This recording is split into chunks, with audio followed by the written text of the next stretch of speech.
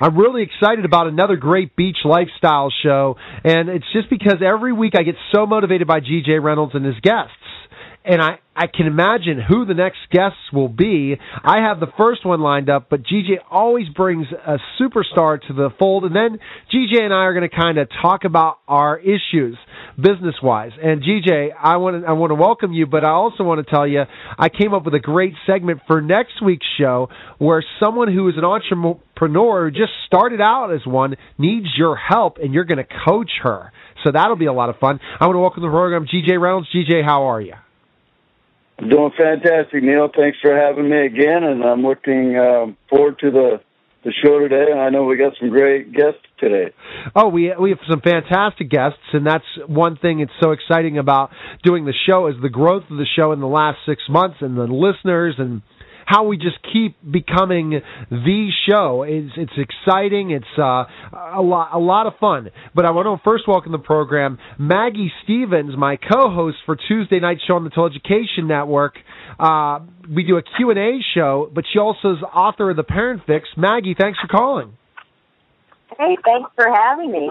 All right, Maggie. It's different to be on in the morning instead of the evening. Oh, yes, it is. And again, my co-host, absolutely, who started the Speech Lifestyle show, told me, he said, we got to do it this time. Honestly, I don't know if GJ would be up as late as we are, but especially his time zone's only 1 hour, yours is 3, so 8 o'clock at night to record is not a big deal. So Maggie is an author, entrepreneur, GJ, and what she does is quite interesting. But the first question we always ask our guests are, why did you decide to become an entrepreneur? What was that instinct? What made you decide, I want to do this, I want to work for myself and no longer work for somebody else? What gave you that instinct to decide to do that? Well, I think sometimes you kind of figure out what your life work is supposed to be. And it may not be going to a regular 9-to-5 job. And I think that's what I found out with mine is where my skills were, I had to do it on my own. I couldn't, I had to write on my own and produce the book on my own and get my whole process going totally as an entrepreneur. I don't think I started out planning on being an entrepreneur or planning to do this. It's just the direction that I went with my life skills, and it proved to be successful. So I don't think mine was a mapped-out, planned-out entrepreneurship like a lot of people. I don't think there are a lot of mapped-out entrepreneurs. I think that what happens is they finally have that decision and that thought process. I'm going to do this.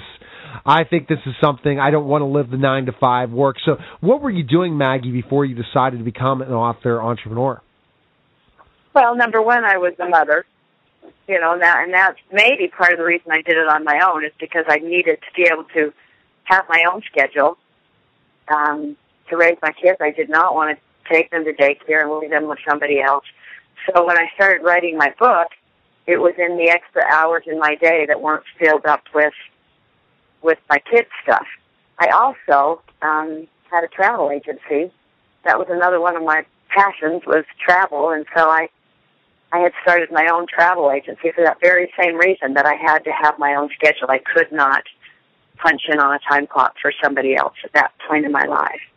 And I think once you get used to your own schedule, to go back and work for somebody on their hours and with the goals they want you to do, it just never would have worked for me. I like to get a job done. To go to work on someone else's time and hours, I just couldn't do that. I'd go stir crazy if I had to sit at a desk without something to do.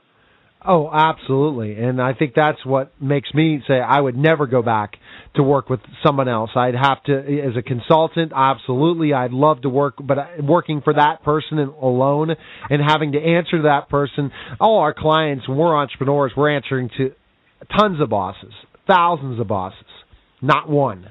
And I think, but then ultimately we get to make the decision. Are we going to please our customer, which is our boss?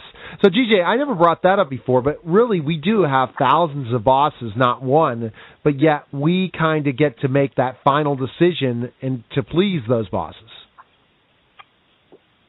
Well, like in my business, you're right. I have thousands of bosses or customers or promoters, and a lot of times they dictate, what needs to happen, as an entrepreneur.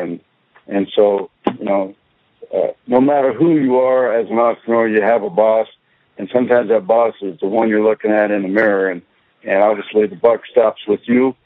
And, it can be a challenging, scary, thing at times, and we've talked about that on the show. And also what's good about being the boss is that the buck stops with you, and you have the ability to make those choices. And this show here is all obviously about helping people to learn how to make those choices, make those decisions, and find their purpose, find their passion, and act on it. And obviously Maggie's done that. And Maggie, you've also written a book. And so why don't you tell us a little bit about your book, The Parent Fix? And I think this is a good topic to talk about, because one of the challenges that I see happening with entrepreneurs, and I had this dialogue yesterday with a husband-wife team, is making sure that they spend enough quality time with their family and, with their kids, and, finding that balance. And so if you would tell us a little bit about your book, and then also, some of the challenges that you faced being an author and an entrepreneur, and how do you balance that out with the existing family that our listeners might be able to apply as well? Sure. I think when you are an entrepreneur, you find that you're very driven. That's been my biggest problem all throughout my life, is driven to succeed and to do what it is you want to do. So that was one of my biggest struggles, is to learn to balance that time with family and accomplishing the task that I wanted to do. So I worked hard on that. I worked hard on making sure that when my kids were here, I spent time with them. And when I wrote on my book, that was time away. And sometimes, if I couldn't do both, I would hire someone to watch the kids or schedule my time around my husband's time, so that I would have alone time and I could focus totally on that. And then the second thing is to focus on your family, which kind of I had to do. If my book was Parent Fix, teaching parents how to be better parents, I couldn't write a book and abandon my own kids at the same time. So that's difficult. It's very, very difficult. But I really think you have to find that balance within yourself to be successful as an entrepreneur, and also to be successful with whatever it is you're working on. If you're not happy and finding contentment in your life outside of your work, I don't think you'll ever be as successful and happy as you want.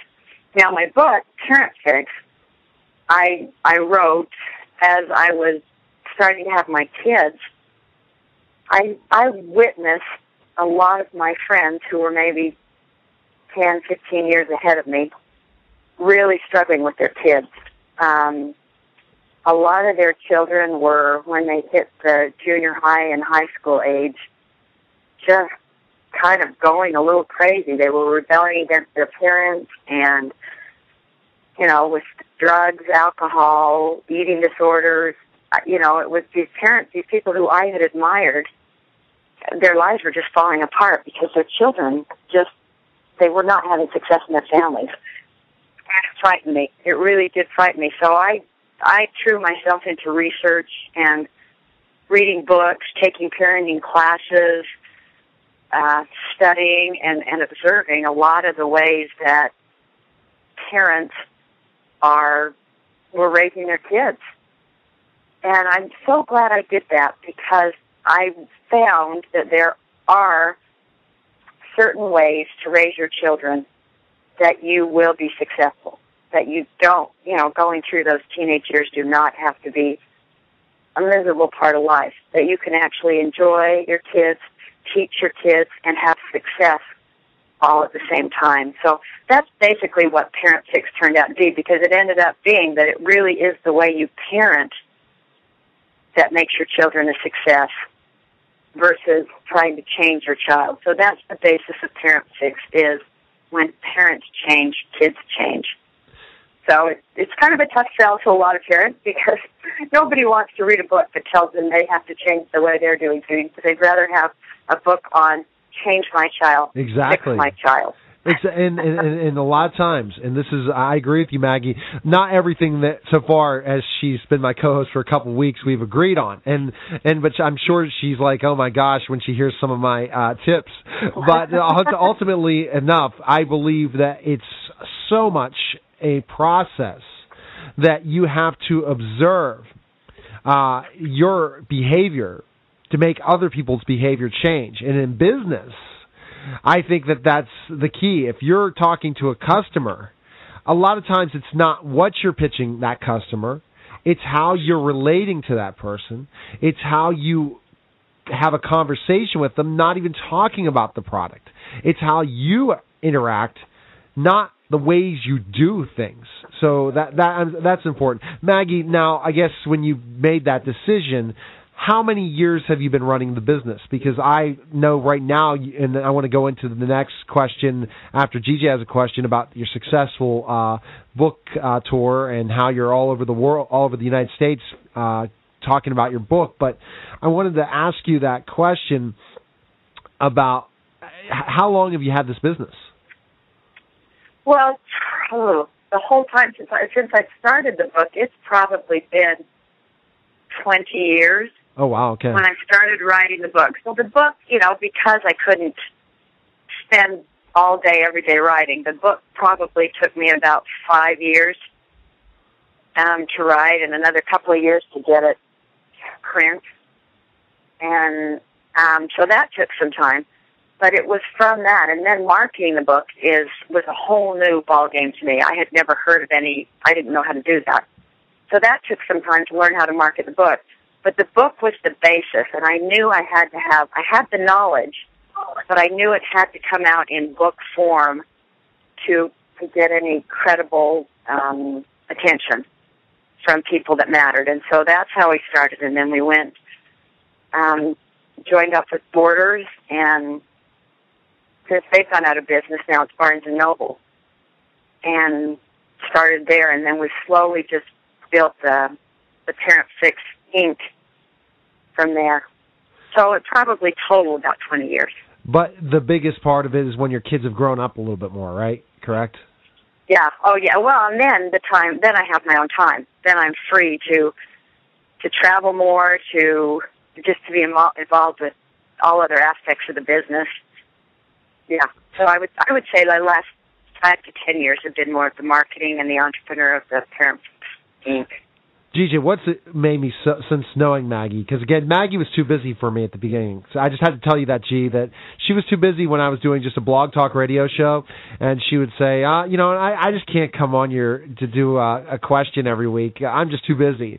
And I'll get back to you with specific things. Then I had to grow myself to even have Maggie become part of this team, be part of the Total Education Network. And, and again, Beach Lifestyle is part of it as well. But, GJ, she has a drive. And drive is such a key thing that she knows she has that service, which we talked about, but she's very driven. And I think entrepreneurs are successful being driven people because you can't be somebody who just wants to sit on the sideline mediocre, right, G? Well, obviously, if you're sitting on the sidelines, your business isn't moving forward and it's probably going backwards, so you're going to be in deep trouble at some point. So you definitely got to be in the game. You got to be focused on the game, and obviously Maggie's demonstrated consistency over a long period of time. And I also had this dialogue yesterday, and I said one of the number one things that make the difference between a successful entrepreneur and a non-successful entrepreneur is simply being consistent each and every day with their business, so that they do move their business forward and they are in the game. And so, Maggie, you've definitely done that. So, what would be some of the challenges that you've faced in personal struggles? And Neil and I have actually the last couple of weeks have been talking about some of the personal struggles that we've had in our own businesses and challenges. And obviously over 20 years, you've seen a lot. And And, you overcome some challenges, and there's always new challenges on the horizon, especially when you have a growing business. And so what would be some of the challenges that you faced that, our listeners might be able to identify with, and, what were some of the things that you, did to overcome them? Well, I think one of the first challenges is to get credibility behind your name. And, because I was really just a mom, I shouldn't say just a mom, because that's one of the hardest jobs in the world, but I had to convince people that I knew what I was talking about. I had to convince people that I had methods that worked. And so I had that strong belief, like you say. So that's probably what caused my drive, is because I knew what I was saying was true. And I knew that if people would just listen to me, their lives could be so much better. So I think that's the driving force first behind any of this, is that you have to really believe in what you're doing and know that your product will help somebody, or it's a good product. I think that's very first, is you have to know what you're doing is good. You can't just be an entrepreneur and go out there with anything. You have to believe in it, and it has to be a good product. Getting the credibility was interesting, because I watched as my children grew. If my children did not turn out successful, my whole product was blown to shreds. Yeah, I could definitely attest that. My daughter Ava, I want to be number one at St. Mary's, and if she's not, I'm in deep trouble as a tutor. So I had to have living proof walking around me all the time that it was successful. And there were times I doubted. I must admit, there were times I was thinking, oh my, can this really work? But it did, and I'm lucky now today, and that may have been part of the reason I didn't go forward as quickly as maybe I could have, is because I had to see that these methods worked, and they did work. And not that my children are perfect, but they're all adults now. They're leading successful lives. We never had any problems with drug and alcohol. We never had any problems with rebellion. And I have some very strong-willed, strong-thinking kids. And so that aided in my credibility, especially locally, in a local market. People knew. And so I got requests to start speaking locally first. That's where that started, and that gave me some good practice on going out and doing speaking engagements.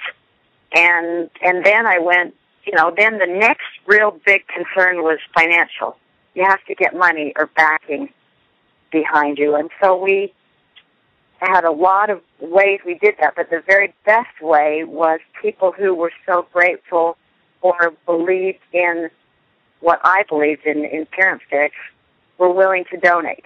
So we set up a nonprofit organization where they can donate to Parent Fix, get a credit on their taxes, and we could move forward with our cause. So that was the third thing, is getting money behind us. But I think that would probably be the three biggest struggles that I had getting this whole endeavor moving forward. And what I'm seeing, just talking about struggles, and what Maggie was talking about, and legitimacy, is learning from GJ, and I think GJ's seen this in the last 6 months. I'm getting a team around me with the Total Education Network that now is going to legitimize it more. You have the right people around you that are very successful, and put them all together, you're going to have a huge organization and a gigantic situation. But Maggie, what she's able to do, not a PhD in front of her title, but she's done it firsthand with her children. If that's the proven success, and that's the key thing. And I think, GJ, anytime you have a product, you better have testimonials, or that product is worthless in a lot of ways, right, G? Well, obviously, testimonials are a lot of times the lifeblood of a product or service, and especially there's no better way to move a product or service forward than by word of mouth, and obviously a personal and real testimony with real results says a lot, and especially when you know those people or know about those people, that could definitely have impact. And have impact in a positive way. And without a testimonial, sometimes a product or service will remain stagnant. And obviously, all of our entrepreneur listeners are choose to move forward in a positive way. So you want to make sure you got good positive feedback, good positive testimonials, and if you get a negative one, then a lot of times that's an opportunity to realize, hey, maybe I need to make a change, or I need to fix something to move my product and service forward. Maggie, well, first of all, I want to thank you for sharing, some of the things with our listeners. And one of the things that, one of my mentors, Coach John Wooden, shared with me, he said, he asked me the question of, do you know what the most important job is? And I wasn't sure really where he was going with it. And the answer was being a parent. And obviously, being a parent is a key component in raising strong kids to go and lead and be productive in the world. And it sounds like you've done a great job, and it sounds like you're able to help teach other people to do the same. And I know as a father and a parent with kids from 7 years old to nearing 30, there's always a challenge, and there's always something going on. And so I appreciate your insight, and I look forward to reading your book and having some, applying some of those little tidbits into our own personal life. So I want to thank you for that. Thank you, GJ. It means a lot to have that, and I'm glad to hear that John Wooden is your mentor. Yeah, well, he definitely has impact. We talk about him on a regular basis, and Coach Jerome, who is one of my dear friends and mentor, and they were dear friends for 40-plus years. And I was just blessed to have got to develop a little bit of a relationship with him in his later years. And I was fortunate to meet him when I was a 11-year-old kid. He shared some tidbits with me then that definitely had an impact the rest of my life. So I'm definitely blessed to have gotten to know him. So I don't know how much time you have, but I know one of the questions that we ask every week is, what's your 90-day challenge, and so what is that goal for you over the next 90 days for you and your business? Well, since I'm a little older and not as savvy technology-wise, Neil will laugh. I'm trying to learn social media more. And I'm going to train her. To help me do that. To help grow our radio show. Yeah, I'll train her. He's working hard with me on that. There's certain things that, don't come as naturally. So I'm trying to learn how to use social media more and progress the business a little bit further with that. On a personal note, I've got 2 grandbabies coming, so I'm going to be tied up helping there a little bit, and so that's kind of something that I'm just so excited about. And then I've been asked to do some more television spots. So I have to put together a few of those projects, and then finally I'm in the process of writing 2 additional books. So I'm working on that too. So I think sometimes this drive can kill you because you just have so much you want to do. Exactly. Yeah. So true, Maggie. So where we can find information on you is at theparentfix.com. Am I correct? Yes, that's where you can get the most information, www.parentfix.com. And you host a radio show with me on many different networks, but also at your website and Spreaker and TalkShoe. So they have to go ahead and search Maggie Stevens, Parent Fix Radio, to listen to our questions, because Maggie finds these questions from her parents, and I have to answer them, GJ, on the cold. So it's going to be fun tonight when we do that. But appreciate you calling, Maggie, and we'll definitely have you back on again to tell us some success. And maybe even one segment I want to create is like a 10-minute segment on the beach lifestyle where you could ask the expert, GJ Reynolds, the business coach, some questions on ways you can move your business forward. Okay? Love to. I would love to. I'll be involved with that too. Thanks so much for having me. I always enjoy it. All right, take care. See you, Maggie. Okay. Goodbye. Bye-bye. Thanks a lot, Maggie. All right. That was Maggie Stevens. You're listening to the Beach Lifestyle Show with host G.J. Reynolds, myself, Neil Haley. We'll be back in just a moment. The Body by Vi 90-Day Challenge is powered by a line of leading wellness products from Visalis Sciences and is the perfect way to start a lasting transformation for any body and any body. All you have to do is select one of 4 challenge kits designed for your personal goal, and it'll be delivered right to your door. If your goal is good nutrition, the Balance Kit is for you. If you're looking to shape up and lose weight faster, try the Shape Kit. Our Core Kit is for you if you have an active lifestyle. For your ultimate transformation, choose the Transformation Kit, the #1 kit used by Body by Vi Challenge champions. A lot of times people think that the 90-day challenge is a weight loss challenge, and that's simply because of how many people are using it to lose weight. However, it is not. It's a 90-day health transformation. It's transforming people's lives, I mean, from every aspect. I mean, you're getting a chance to change your physical appearance if you want to, or maybe just the condition of your health. I wanted to look the best I've ever looked in my life at 40, and I did. We took our after pictures, and I've never looked like that ever. This is a product that absolutely works. It tastes great. It's amazing how people's lives totally change from something as small and as simple as deciding to take a challenge.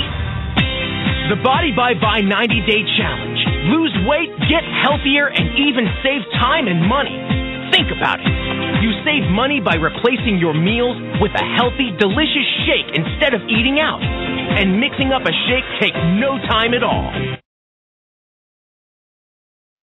We're back to the Beach Lifestyle Show with host G.J. Reynolds and myself, Neil Haley, and I just really enjoyed Maggie Stevens. I'm just so glad she's part of my Total Education Network team. I'm building this huge team, and the reason I'm building a huge team is because I learned from the master, G.J. Reynolds, the coach, that guess what? Coach Reynolds told me I better create a team surrounding me with awesome people so that my company can go to the next level and my network can go to the next level. And Maggie Stevens is absolutely part of that organization. So, GJ, again, you are just this coach that just gives me these great ideas. I'm so glad to know you.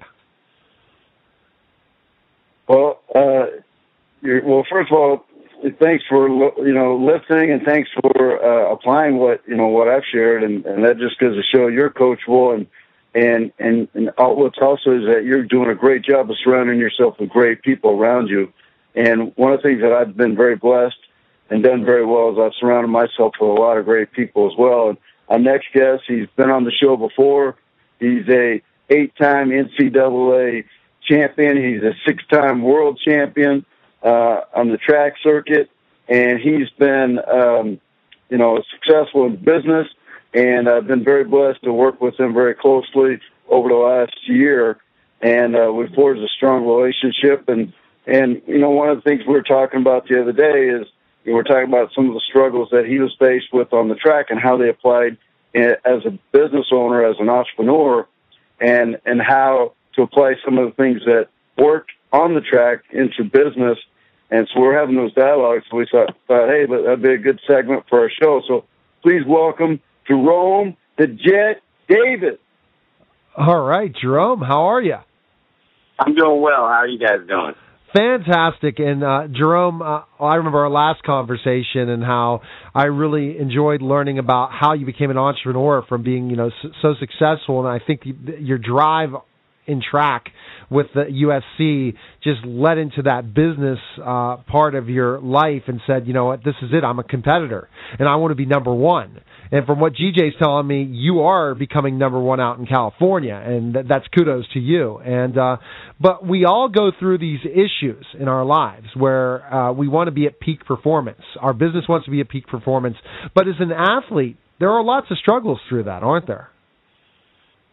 Oh, absolutely. As an athlete, what you'll find out, if you've ever watched any great athlete, you know that they've lost more than they've won. And the reason why you can take those losses, and you can almost look at your losses and say, I've never lost, but those losses help you or propel you into, you appreciate your victories that much more.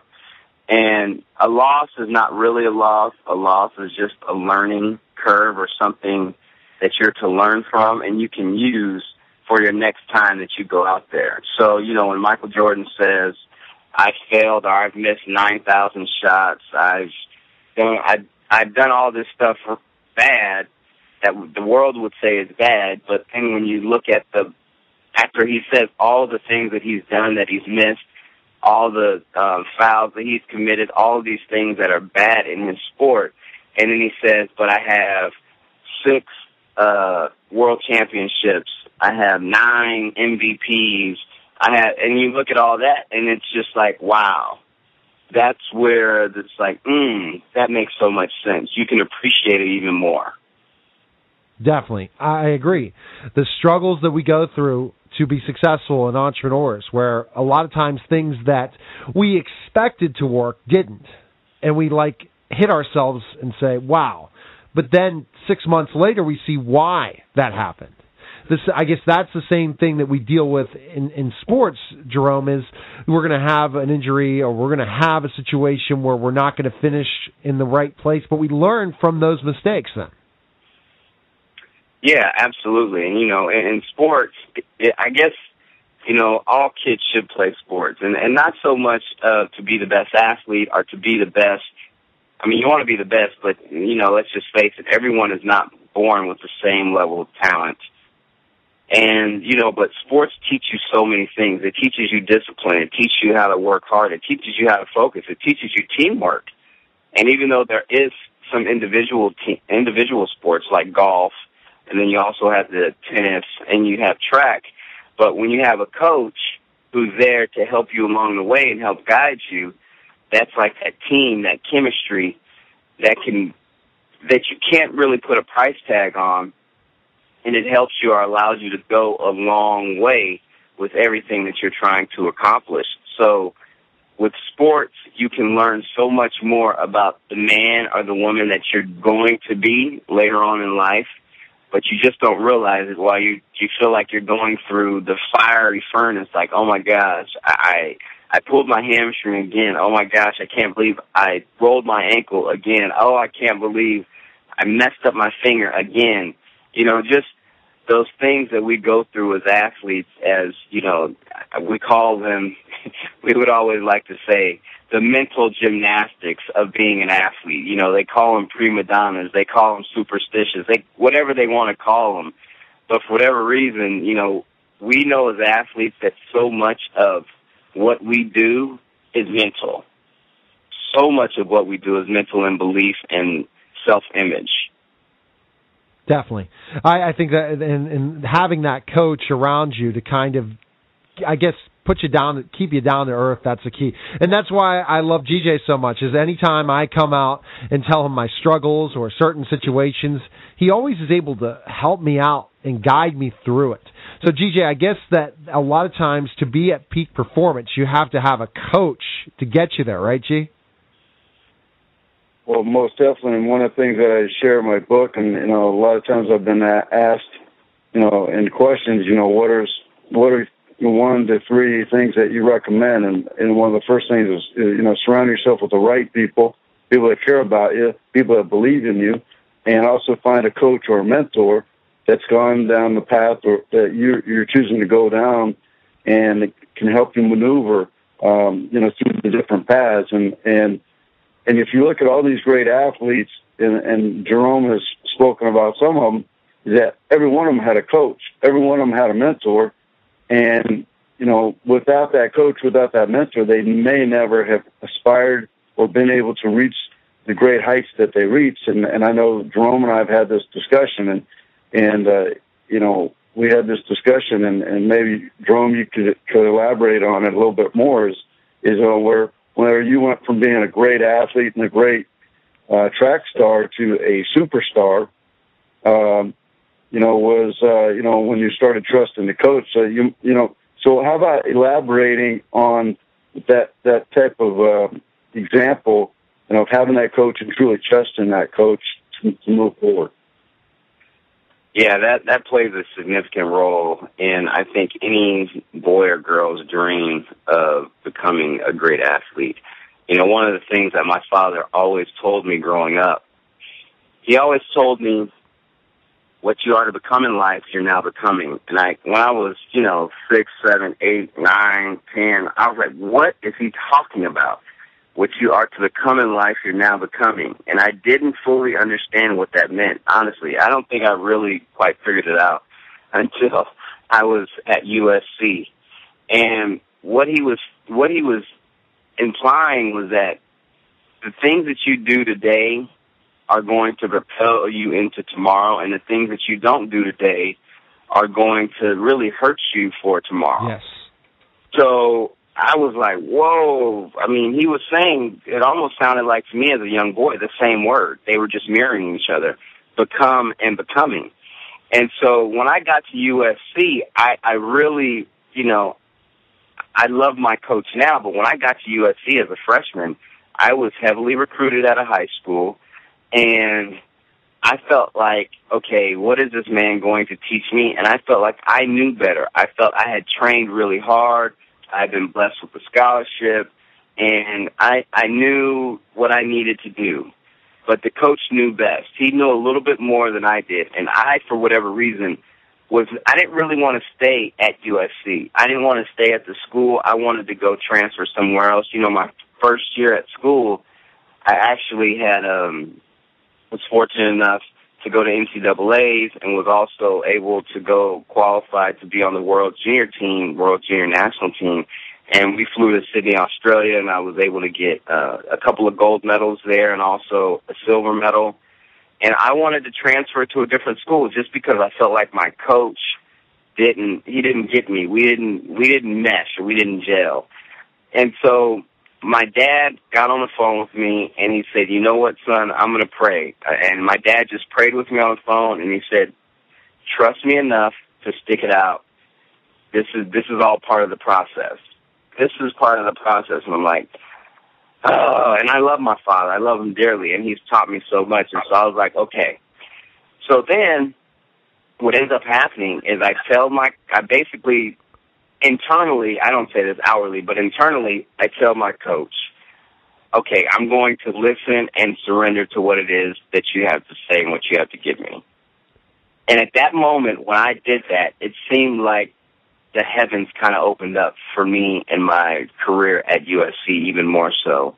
I mean, I became so much more confident. I became so much more of a threat. I became such a greater leader at the collegiate level and among my peers that I was on the same team with. It was like I was a freshman. I was going to be a sophomore, but really, truly, I was the leader of the team. And that's not to be braggadocious or anything, but I just had that mentality of I refuse to lose, and I refuse not to come and bring my game, my A game, every single day at practice. Yes. So every single day at practice, I brought my A game. And I hardly ever dealt with injury. That wasn't anything that I ever had to deal with. But I worked so hard, and you could ask anybody till this day that was on my team from 1995 to 1999 who worked the hardest at practice. And more than likely, they will say that guy, Jerome Davis, worked extremely hard. And it was just because I wanted it. I didn't want to lose. I knew what that felt like. And I just was trusting that, my father had been instilling good stuff in me for really for all of my life up to that point. And he was still there kind of as a sounding board. But then when I internally reached down and said, you know what, I don't have all the answers. I surrendered to the process. Let me trust this man. Yes, he is a man, but I believe that he has my best interest in heart. So why don't let's just go with it. And let's just do everything we can to be the best that we possibly can be. And the rest is in the record books at USC. And Jerome, I think that's it. You again said you're going to practice as hard as you can. You did not give up with the adversity that you weren't getting along with the coach. you went through prayer, you took those struggles and were able to overcome them, and then said, I'm going to put my A game in practice. So I want to point a good question business-wise, because it's a business show. Also, it's going to be used, and this is such a great interview, Jerome. You also will be on the Total Education Network with our gigantic audience that the Beach Lifestyle is part. We take celebrity interviews, and we'll definitely put that out there, because you're a celebrity. Anyone who is a superstar athlete in a major college, definitely I consider a celebrity. When we're talking about that A game in practice, how can you kind of relate that to business? The practice, because the practice is not always the game, and kind of define the difference between practice and game in business. Well, I would say in track, I guess I can parallel with that. You really only train for about the maximum that you'll train is 4 hours, but you'll probably really train every day for about 2.5 hours.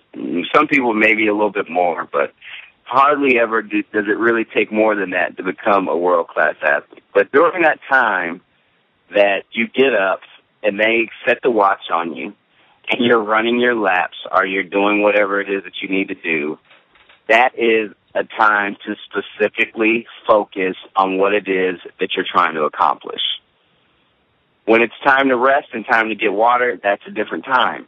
But when you're on the clock and you're on the track or you're going out for a run, that's your focus time. That's your time when it's like, okay, these are the things that I need to be working on, and this is how I reach my goal. And your coach, all your coach is basically is an overseer. He just sees what you're doing and just kind of says, hey, watch this, pick this up, all right, build into this, all right, and that's all he does.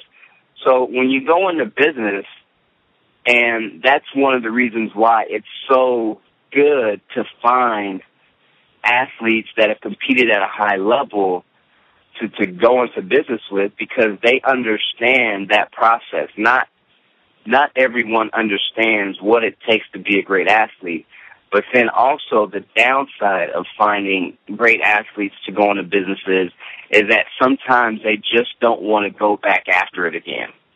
They don't want to, because there's always that fear or always that chance that you might not win. You might not win in a football game, in a baseball game, or in a track meet like you would, or you might not win in business. So there's always that risk of, man, if I put it all out there and I don't win, what if? So for me, as in business, I've learned that if I apply myself the exact same way that I took my focus and surrendered to the process in track, if I do the exact same things, just in different a little bit in business, then there's no reason why I shouldn't be super duper successful. But, you know, all of that comes with a great coach and a great mentor to help you to see kind of where you're missing the mark or what you need to be doing. And that's one of the things that I believe that entrepreneurs don't have enough of, is someone to help them along the way. Because, you know, I heard a famous quote from Les Brown. He said, it's hard to see the picture when you're inside the frame. So it's really hard to take a look at yourself when you're working by yourself all the time and no one's there to kind of say, hey, you definitely need to work on this, or you need to try this out. So how, and I want to give it back to GJ the mic, but I think GJ agrees with me as well. How would you relate that to business? I mean, so the coach is important. You need to have a business coach, and we know the perfect person, and that man's right across the aisle if he was, but he sounds like he's right next to me, GJ Reynolds. But when you're talking the relationship between business, and this is like about a minute answer, the relationship between business and track, where do you see that? You see the coach, you kind of given us a good explanation of how the coach is related. They're both on the sidelines giving advice while you're going at your highest level. How do you maintain practice in your business so that the game is when, I guess, we make the money, right? Am I got a good correlation now? What's your thought? Is this for me or is this for Jerome? This is for Jerome, 1 minute, and then I'm going to kick it back to you. Oh, so I would say that really it's almost, you have to, it's so much self-realization and self-reflection of being an entrepreneur. So you have to really dig down deep into, like, monitoring yourself really, really closely and saying, did I do everything necessary that I needed to do today, that if the people that I'm working for or the people that I'm supposed to be working with were watching me, that they would be happy with my effort that I gave today. Okay. Or so you almost kind of got to take yourself out of it and ask, if my coach was here with me, would he be satisfied with the effort that I gave today? And, you know, sometimes they would be, but sometimes they won't be. But the reality is, if you do the necessary things on a daily basis, then your result will show up in commissions earned. So results, the gold medal, okay, or a silver or bronze, and the work ethic is the practice. So a business person really practices a lot. And then the effort you put in, you need a coach to kind of tell you if you are putting in the effort or what changes need to be made. And I see the relationship now. So, GJ, are you kind of understanding? I'm getting it a little bit more of what an athlete goes through compared to an entrepreneur. Well, Jerome and I've had this dialogue quite a few times. When we first started working together, one of the things I said, when you apply exactly what you did on the track, off the track, into your business, you'll be as successful as you choose to be. And obviously, you know, Jerome just sort of touched upon that. What I meant by that is that on the track, you've got all the different dynamics of running the race, and Jerome shared, when he was on the track, what if I give my all and, put myself out there? Well, as an entrepreneur, you're putting yourself out there. A lot of times you're putting yourself out there in front of your friends and former coworkers and so forth, and they're all watching, and a lot of times they're thinking you're going to fail. And so you're putting yourself out there, and then you're going to, may have to go over one hurdle and then go over the next hurdle and so forth. And so that's life. That's also business. And, what are you going to do when you stumble? What are you going to do when you know you didn't run your best time? What are you going to do when you don't really feel like, training and practicing? And, for somebody that's now working out on a daily basis, I know what it's like to not want to go out and do it sometimes. And so being consistent and seeing that and having that wherewithal is very, very key. And, athletes are faced with that, daily. And obviously the ones that choose to rise at a high level, like Jerome has, stay the course, they're consistent, and they always come from their best, and they never give up. And so Jerome has set a good example, and he's also applied that in his business. And so he's doing a fantastic job, and he's working with a lot of people to apply the same things that he learned on the track, to our core business, and he's done a great job doing it. That's fantastic, and I think that's the key. So, Jerome, what is your 90-day challenge right now? I mean, again, GJ tells me you're blowing it up out in California, but what's your 90-day challenge? We need to. Before he answers, tell a little bit about what just happened. Well, DJ's laughing at me, but I just finished with one, Neil, so I haven't had a chance to actually prepare for my other one because I was recovering from the last one that I did last Saturday. And believe it or not, I actually run a group fitness camp out here in Los Angeles that I get all the walks of life, moms and pops and lawyers and teachers and everything. And so I take them through a boot camp 3 times a week. And so I decided for the company that I'm with, I decided to go to this thing called the CG Games. And the CG Games is pretty much like some crazy obstacle course stuff. And it's nuts.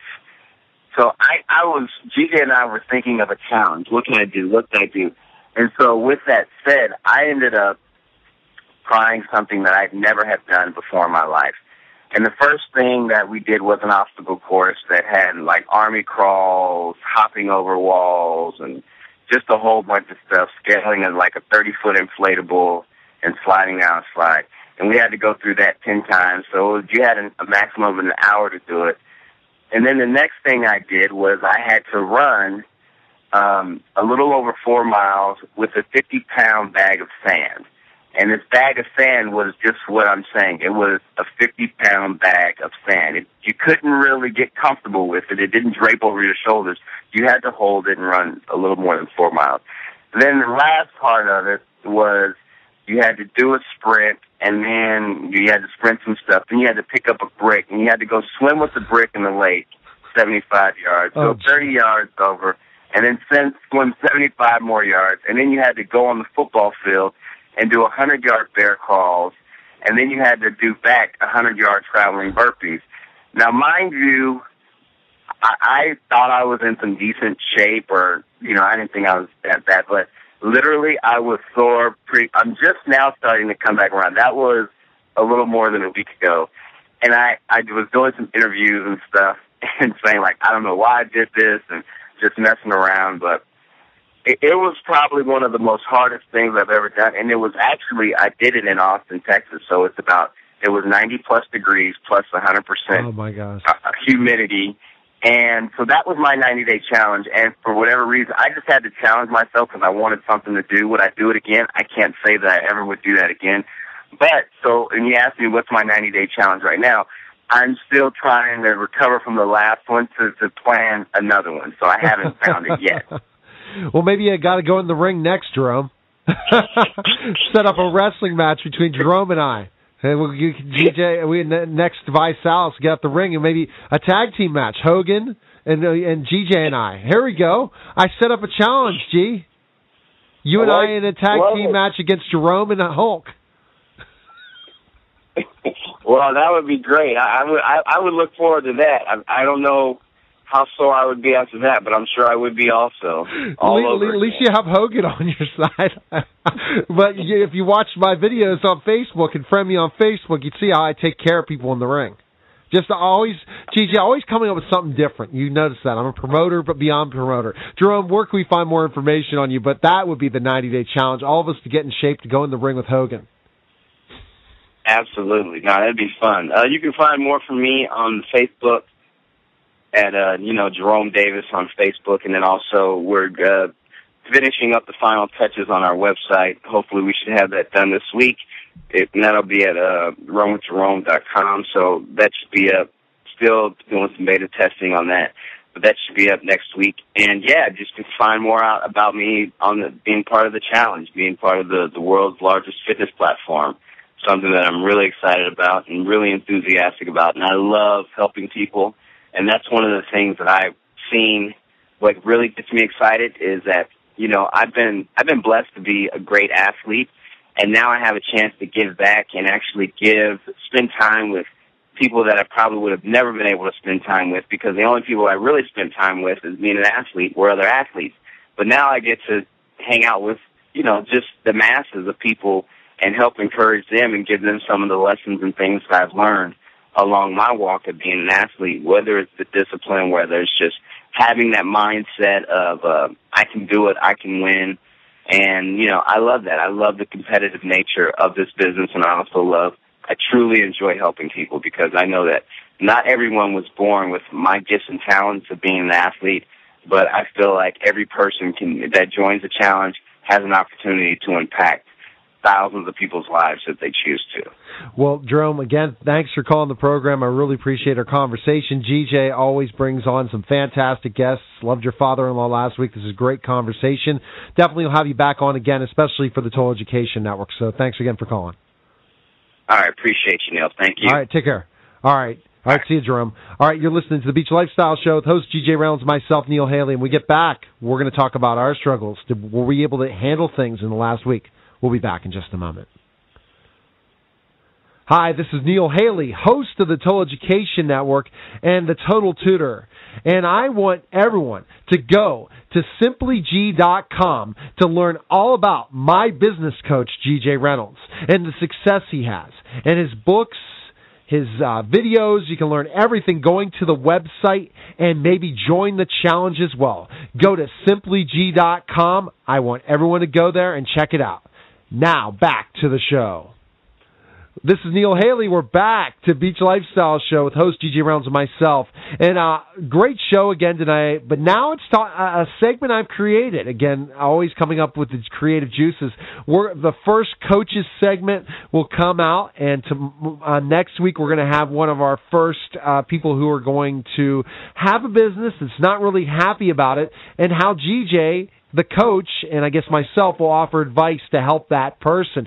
And it'll be Dr. Jennifer Little next week as one of our guests. But GJ, in our struggles, in our situation, and how we mentioned different things, how I didn't know where the direction to go with everybody pulling me in different directions, I shared that one week. You shared your issues about finding somebody to kind of so that you can become more of the CEO. What's the update on your situation, G?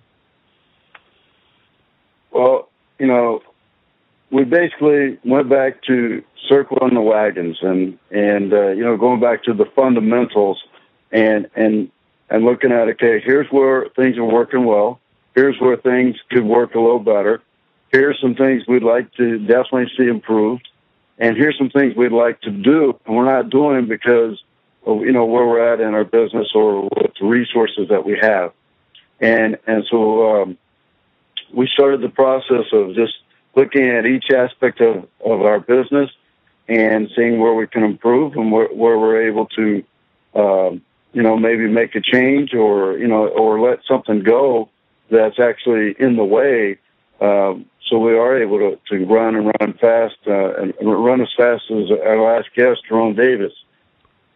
So we basically just went back to the drawing board and saying, okay, here's where we're at, here's where we're going, and here's some of the obstacles, and here's the resources. And what resources do we need to add? What resources can we modify or improve? And it's simply what we've done. And then you'll find out in a couple of weeks. But I think it's great that we took our troubles. Now we're going to take people who are entrepreneurs that in a lot of ways need help. You know that one show that's on the Food Network? I thought, let's do the same kind of thing. We'll take a business, we'll take an entrepreneur that's successful in certain things but needs help, and we're going to coach them through it. But let me talk about how you coached me. After I went through the evaluation process, went through everything, after I looked at things, I thought the best thing to do is do some elimination and adding certain things and looking to grow to the next level. So that's the 3-tier process I'm looking at. I at one point it looked like it was going to be 108 hours, and I said, no, the reason I'm successful is I can do 5 things at once compared to somebody else. So it's not really 108 hours after looking at things. And really, I don't need to spend that amount of time on that activity. And what activities need to be put to the back burner? But then, where are we going to see growth? And the one person I'm going to have on next week is going to start working for me. Her name is Dr. Jennifer Little, who's a contributor on the Total Education Network. And she's going to talk about her business, Parents Teach Kids, and what her struggles she's going through, and we're going to help coach her. But she is going to be my grant writer so that I could take some of the programs I had before I didn't have the business full-time that was successful to take it to the next level, to take on education in Pennsylvania firsthand, one-on-one for inner-city kids. So that's one person I put on the team. Maggie Stevens is another. And all these things that I wanted to do before, GJ, I've found cogs to take it to the next level. And then I concentrate on the areas that I need to put some more time in, and hopefully, all together, I'll have good updates in a month. So that's where I looked at things, and I saw some things weren't making me money. So I need to put that into a different time and place to do it. And I need to be more laser-focused to get all those activities done, but not every day, but at least get them done before I wasn't getting them done. What do you think? Well, again, one of the things that, being a successful entrepreneur is, always be coachable and, be open to new ideas and new suggestions. And, obviously you openly shared with our audience some of the struggles, and you've actually, were open to some of the suggestions, and have actually gone back to the foundation of your business and implemented some of them. And that's a big key for any entrepreneur, is just being able to go back and do that. And, there's a book, Stephen Covey, it's all, about sharpening the saw. So we're always looking to sharpen the saw, find that laser focus, and to move the business forward. And you're doing it bit by bit. And so congratulations. And I know you had some major breakthroughs over the last couple of weeks, and some of the things that you shared with me. So, you go back and look at your business and apply what works and make those changes. I guarantee that you'll have some type of positive benefit in your own business. And so thanks for sharing what you've been doing for your business, Neil. And I really want to, now as the new season starts, I can put more time into the coaching end of things, of implementing those little tedious things that when you're busy in the summer you can't do. And I'm ready to go after them. I took a week off to kind of reflect and then say, whoa, if I hire somebody to, like with the idea of an assistant, that wasn't the time and place. But I need to take some of those things off the back burner and add new things to make the business go to the next level. And you got to trust people and find the right people around you and go to the next level, and always expect that you will. Because if you have a pessimistic attitude, you're never going to go anywhere. And that's one of the biggest things I cannot stand, are pessimists. And to try to tell them you got to be an optimist. And especially as an entrepreneur, if you're a pessimist, you're going to be on the sidelines, GJ, because you're never going to take chances, right? Absolutely.